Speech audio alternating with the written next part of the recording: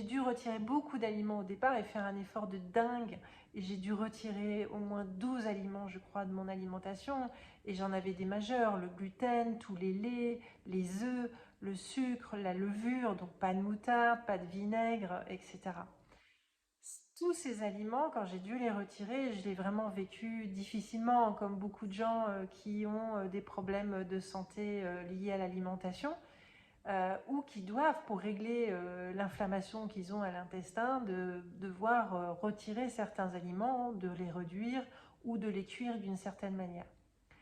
Au début, on est un peu perdu quand on vit cette expérience et tous nos repères sont cassés en fait.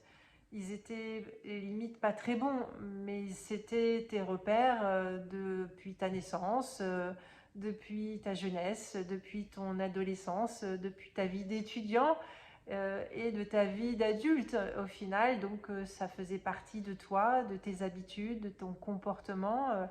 Et quelque part, tu en as une conviction, donc tu ne vois pas pourquoi tu devrais le remettre en cause. Ce rapport à l'alimentation, il a vraiment changé et c'est vrai que sous la contrainte, j'ai réalisé quelque chose, c'est que c'est pas parce qu'on nous dit qu'il faut retirer des aliments qu'on doit perdre le plaisir de manger. Pour moi, c'est pas compatible.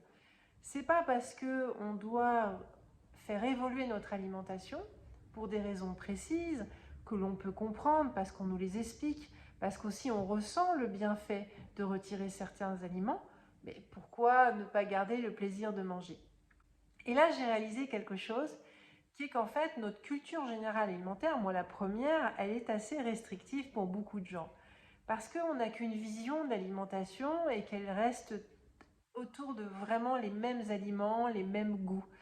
Le fait de devoir changer d'alimentation, par exemple de retirer toutes les farines avec du gluten, c'est-à-dire la farine moderne qu'on mange à 80%, à 80% du temps, eh bien ça m'a invité à découvrir qu'il y avait plein de farines, mais vraiment plein de farines. Limite, on a plus de farine sans gluten qu'avec gluten.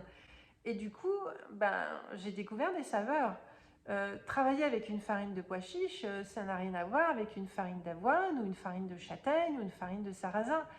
C'est très intéressant, ça a des vertus différentes, ça crée des textures différentes, ça crée évidemment des goûts différents, euh, mais en fait ça devient super intéressant.